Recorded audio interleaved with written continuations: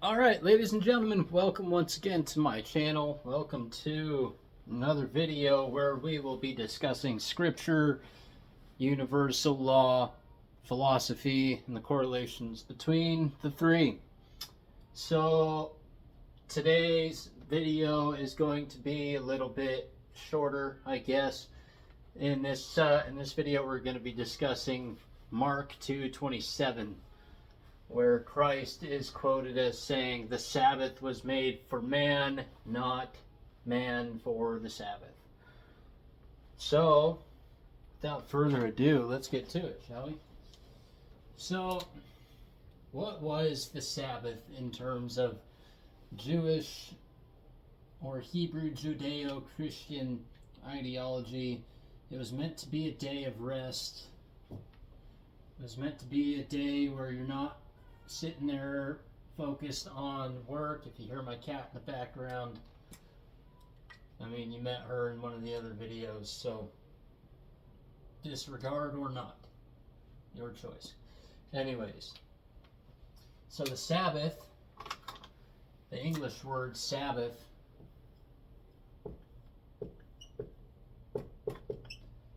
is essentially the same as sabbatical, although I can't remember if it's one or two T's. If I misspelled it, please forgive me. I believe it's only one T. Again, if I misspelled it, please forgive me.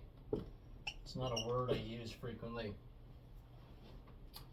So, Sabbath and sabbatical ultimately are the same word, the same meaning at the end of the day. And it's ultimately a day of rest, right? A day where you're not focused on making money, where you're not trying to make money, you're not trying to focus on the aspect of business. It's why traditionally businesses in America are closed on certain days, you know, Jewish days or Saturdays, Christian days, Sundays. I mean, Islamic days, their Sabbath would be Friday.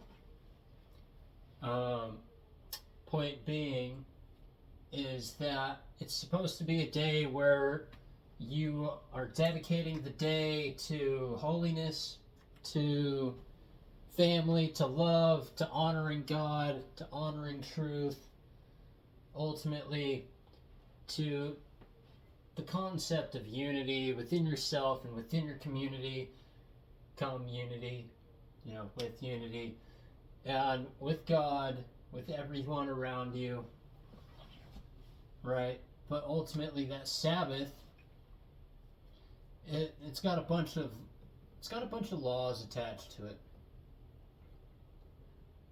Essentially, that day of rest was made for man, right? So the Sabbath was made for man, not man for the Sabbath. Right? So man doesn't have to take a Sabbath if he doesn't want to. Doesn't have to do anything as far as what these particular customs mean.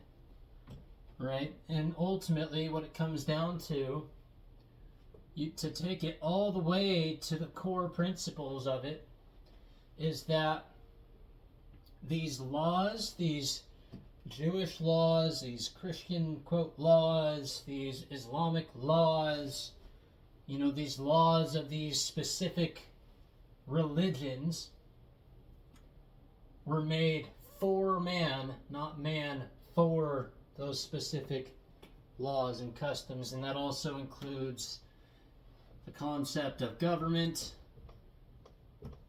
one of the biggest religions. I mean, we've already talked about the word religion.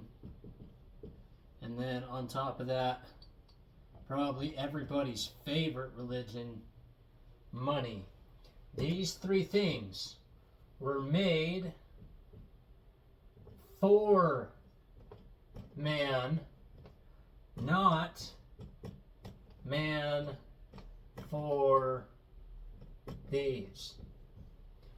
Okay, so one by one, government was made ultimately for man, right? It's meant to be a way for man to try and implement a code of wisdom. Even the word commandment, most often used in the Hebrew scripture, is mitzvah, which is a code of wisdom, right? A code of wisdom. Hence, the Ten Commandments were ultimately the 10 codes of wisdom. There's reasons for why they are considered a code of wisdom or a, quote, rule of logic, but that's a different topic, different video. Religion, or otherwise known as organized spirituality, cultivated spirituality, remember, organs are cultivations or cults of specific types of cells within the body. Oh, totally misspelling stuff today. But point is, religion, organized religion, was made for man. Man wasn't made to be a part of any specific organized religion.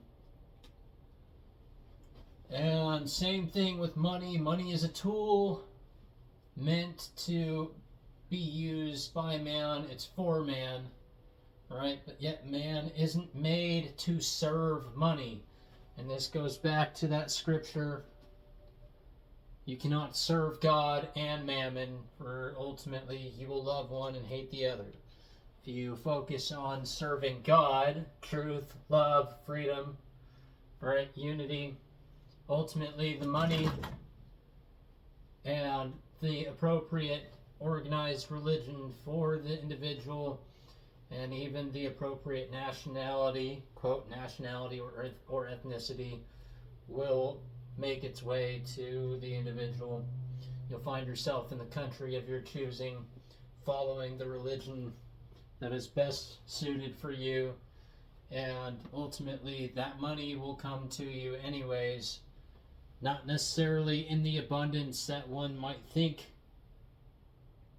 but in enough abundance to where financial needs are taken care of and you're able to help other people. Freely ye have received, freely give. So if you receive an abundance of money, that's kind of the whole concept of tithing. Put some aside for your family and God, and then help others with that money when you can. But ultimately, first and foremost, what I would recommend is a relationship with nature or God, whatever you would like to refer to God as, right? God first, then family.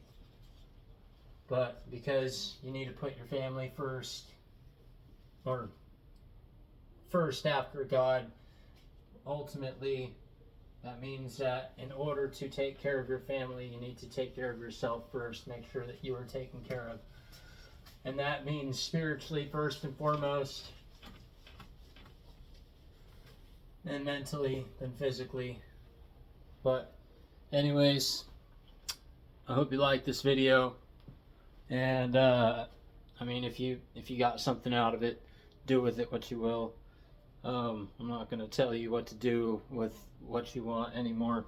If you if you like the video, then you're going to end up giving it a like anyways, or sharing it. If you find something of value in it, great, you'll end up sharing it. I got faith in you guys.